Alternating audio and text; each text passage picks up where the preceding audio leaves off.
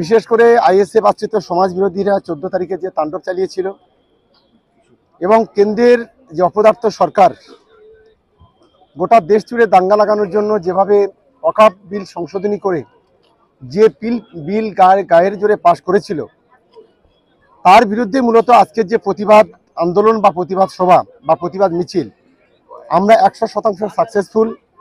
প্রায় 70,000-এরও বেশি মানুষ রাস্তায় নেমেছে আজকের এই ওয়াকফ বিল সহ এই আইএসএফ এর তাণ্ডবকে সামনে রেখে। আমরা দেখলাম একটা পার্টি অফিস ভাঙচুর করা হয়েছে এবং এই নিয়ে নওশাদ সিদ্দিকী বলছে যে ভালো করে তদন্ত করা যায়, সরকার মোল্লা জড়িত আছে। দেখুন, এর একজন মিথ্যাবাদী, একটা দালাল। ও বরাবরই সারা জীবনভর মিথ্যা কথা বলে। এটা ভাঙড়ের মানুষ কেন, গোটা বাংলার মানুষ জানে।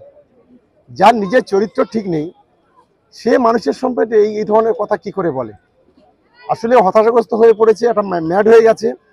আগামী দিনে বুঝতে পারবে কতটা ধানে কতটা চাল। ভাঙড়ের চোখে সর্ষের ফুল দেখবে। যতই মিথ্যা কথা বলো না, ভাঙড়ের মানুষকে আর বোকা বানানো যাবে না। ভাঙড়ের মানুষ তৈরি আগামী দিনে এর যোগ্য জবাব দেওয়ার জন্য।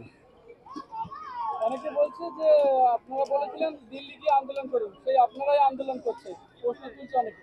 দেখুন, আন্দোলনের আমরা এই বিষয়টা ব্যাখ্যাটা বুঝতে হবে। আমরা এই ধ্বংসাত্মক আন্দোলন করতে আমরা বারণ করেছি। যারা গাড়ি পোড়ায়, যারা ঘর পোড়ায়, যারা ঘর লুট করে, যারা মানুষকে খুন করে, এই আন্দোলন বাংলায় কখনো কাম্য নয়। কারণ বাংলার সরকার, বাংলার মাননীয় মুখ্যমন্ত্রী শান্তিপূর্ণ আন্দোলনের কথা বলেছেন। কি ঘটনা এমন ঘটেছিল যে 14 তারিখে এখানে 5টা পুলিশের গাড়ি জ্বালিয়ে দিতে হবে? কি এমন করেছিল পুলিশ সেদিন? পুলিশকে ওভাবে আক্রমণ করে মাথায় 10টা সেলাই করাতে হবে?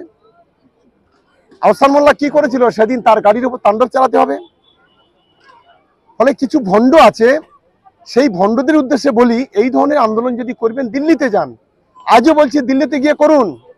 কত বুকের পাটা আছে, দিল্লি সরকার এটা তৈরি করেছে এই আইন, সেখানে গিয়ে কত মস্তানি আছে দেখান। বাংলাতে আন্দোলন করলেন, গণতান্ত্রিকভাবে আন্দোলন করবেন। বাংলাতে এসব মস্তানিরা চলবে না। বাংলার পুলিশ শক্ত হাতে দমন করবে, এটা অন্তত তোমাদের মনে রাখা উচিত। আজকে সভা থেকে কি বার্তা দেবেন সাধারণ মানুষের? দেখুন, আমি বিশেষ করে ভাঙড়ের মানুষ সহ গোটা বাংলার মানুষের, আমি একজন সংখ্যালঘু পরিবারের সদস্য হিসেবে অনুরোধ করব, দিদির প্রতি আস্থা রাখুন, বাংলার মুখ্যমন্ত্রীর প্রতি আস্থা রাখুন এবং বিচার ব্যবস্থার প্রতি আস্থা রাখুন। জয় আমাদের হবেই। মমতা বন্দ্যোপাধ্যায় কোথায় যেটা বলেন, কাজে সেটা করেন। উনি বলেছেন এখানে এনআরসি করতে দেব না, উনি করতে দেননি। উনি সিএ এর কথা বলেছিলেন, সিএ এখানে কার্যকরী করতে দেয়নি। উনি বলেছেন আমরা বিচার ব্যবস্থার প্রতি আস্থা রাখুন, আমরা শেষ হাসিটা হাসবো। এই ওয়াকফ আইনকে কেন্দ্র করে আমরা শেষ হাসিটাই হাসবো। ফলে সকলকে ধৈর্য ধরে মাথা ঠান্ডা করে শান্তিপূর্ণভাবে আন্দোলন করুন, এটাই আমরা চাই। এটা আমি সকলের কাছে, একজন সংখ্যালঘু মুসলিম হিসেবে এটা আমি সকলের কাছে আবেদন করব।